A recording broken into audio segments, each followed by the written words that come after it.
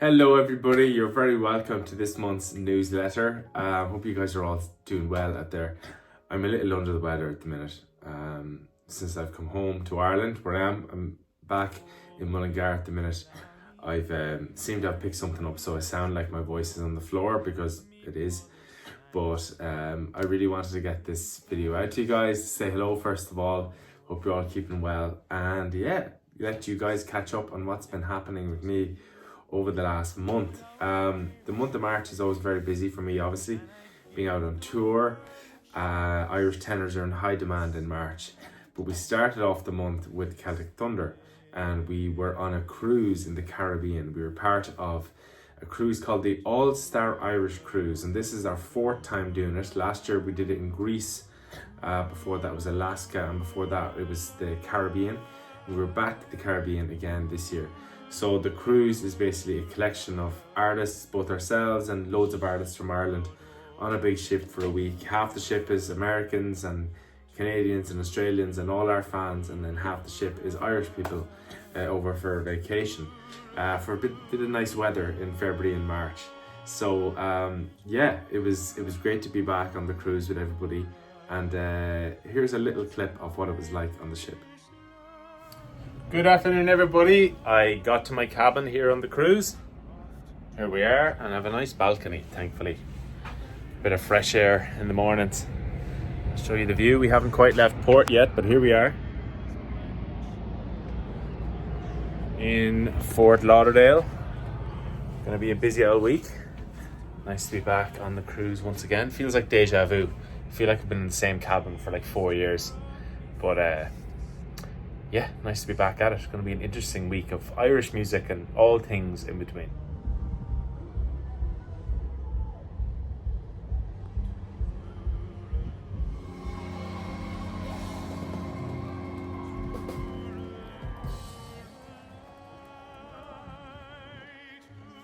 Now, obviously, the main reason that we're on the ship is to do shows and perform for our fans. So we do some solo gigs, but then we also perform a couple of big Celtic Thunder shows in the main theatre throughout the week, and it's a great chance for our fans to see us live, but also for Irish audiences who wouldn't normally see us to get to experience what a Celtic Thunder show is like. And this year on the show, I suppose my solo, I wanted to go back to one that I had done for many years in the past, and it's the beautiful Isle of Hope, Isle of Tears, which tells the emigration story through the eyes of a young Irish girl, and resonates so deeply particularly with I suppose people in the United States, across North America, and it kind of tells everybody's story. So I'm always honored to sing it, and I wanted to share a little clip with you guys from the show itself. So hope you guys enjoy. I've taken, you'll never see again, but the Isle of Home is always on your mind. In a little bag she carried all her past and history, with her dreams for the future in the land of liberty.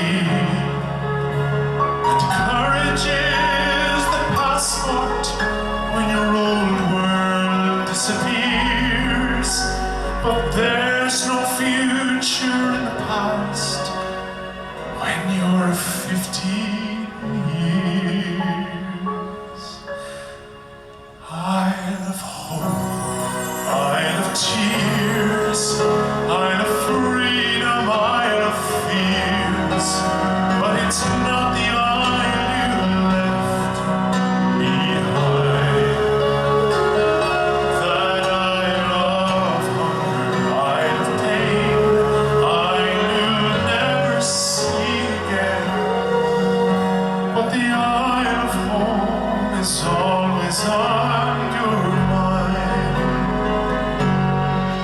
So I'm here on the ship, and unfortunately the coffee on the ship isn't quite to my standard, so I brought my own setup. So what we have here is a grinder for grinding up my coffee beans that I got in Fort Lauderdale, and then put them in there, and you grind them up. Good morning workout. Just to get it all going. And then it comes out as beans. Oh, it smells really good.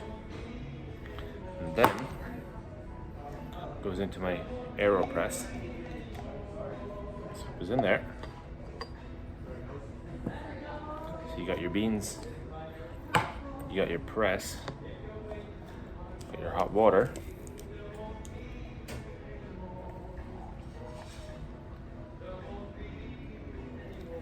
And you leave that to stew, for want of a better phrase, for a few minutes.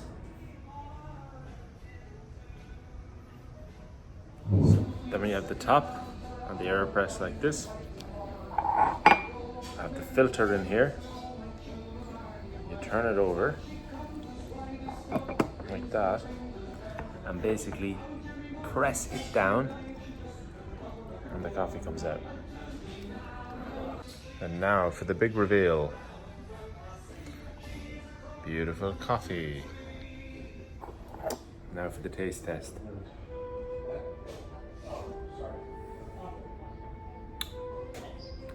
Very good.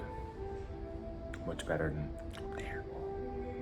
Cheers. Well, folks, first show of the cruise done today. Just up here on the pickleball court. Just took off from Puerto Rico, trying to get a little bit of exercise in. And we're on the high seas here, as you can see. I'll show you now. We just get out into the ocean. There she blows.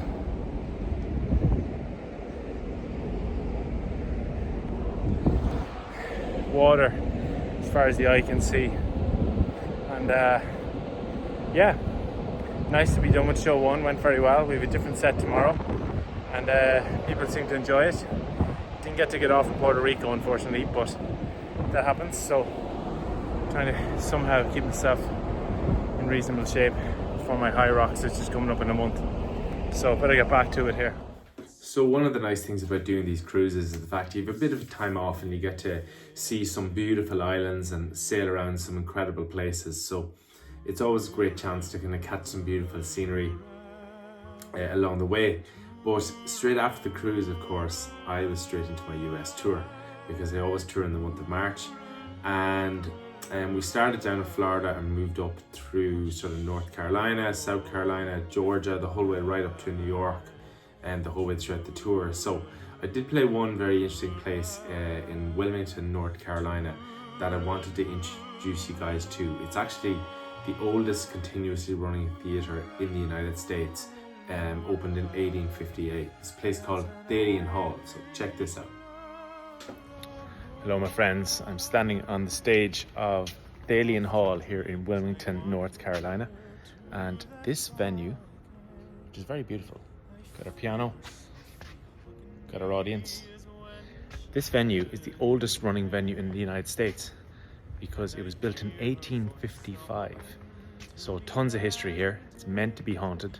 That's what they told me when I came in. That was the first thing they told me when I walked into the building, which is a first for me. But anyway, I'm very excited to be here tonight, continuing our tour and bringing them some Irish music. So wish me a bit of luck.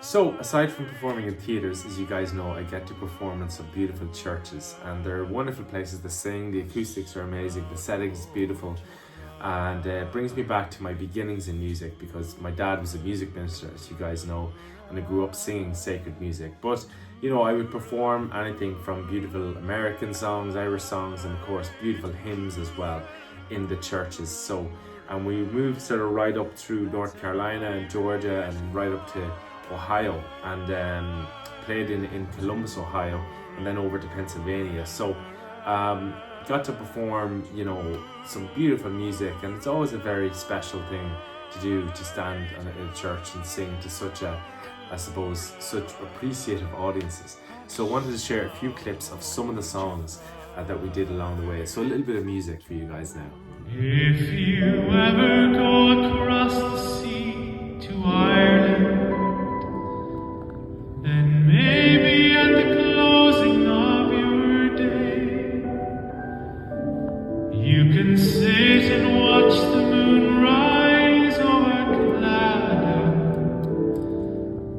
to see the sun go down on Galway Bay, just to hear again the ripple of the trout stream, the women in the meadows making hay, just to sit beside a turf fire in a cabin and watch the barefoot goslings as they play. You raise me up so I can stand on mountains.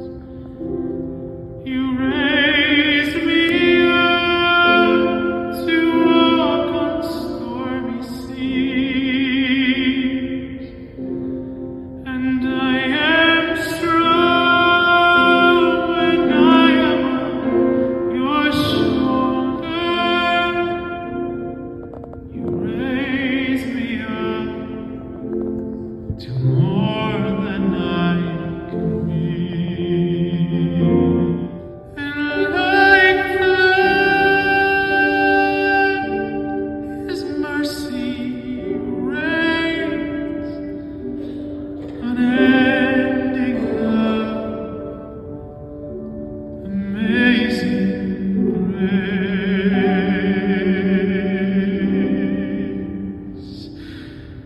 unending love,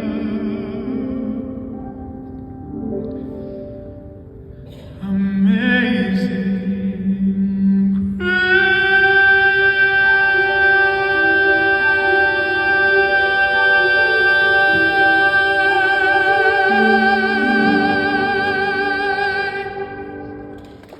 So we had a bit of an exciting finish to the tour in that my last show was at New York's Carnegie Hall. My parents came over from Ireland to see me perform as well. They always want to be there for the big occasions, and it's great to have them because they've been a huge part of my life, obviously supporting me through music. And the last time I played there was in 2018, so it was great to be back.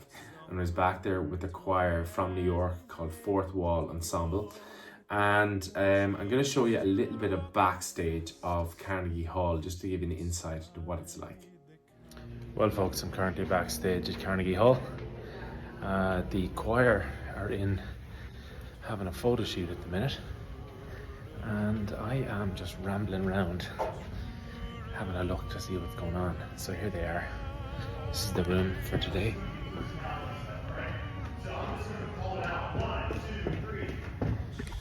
So that's what they're doing, and in about an hour's time we'll be getting on stage for our very special Irish show. All the people have sung here, look. James Taylor, all these people. So I covered a lot more about the Carnegie Hall show in this week's Emerald Club video. If you guys don't know what the Emerald Club is, it's basically a weekly video that I put out covering what I'm doing all over the world, here in Ireland, lots of music, etc. So there's much more footage there and kind of description of what the Carnegie show was all about, how it all happened. So if you'd like to check that out, you can head over to my website and just check out the fan club section, and it's all there. To round off the tour, of course, I actually went to Spain, not for music, but to do a thing called a High Rocks race, which is a big fitness race, and I've been getting into these over the last couple of years. Very tough, very grueling thing to do. So here's a little highlight reel of how that went. Yes, Emmet!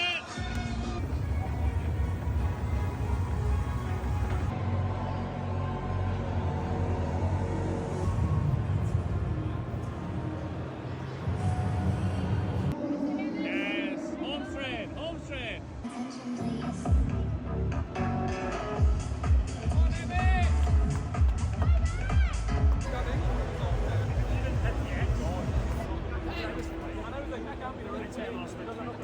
So as you can see, guys, not for the faint-hearted, and I'll be doing another one in a couple of months, so I'll be filling you in on how my preparation is going for that on next month's newsletter. Hope you've all enjoyed the newsletter, guys. Always great to catch up with you all, and as I said, if you want to find out more about what I'm doing, you can check out the Emerald Club. But thank you all so much for your wonderful support, and we'll see you all very, very soon. Take care. Goodbye from Ireland.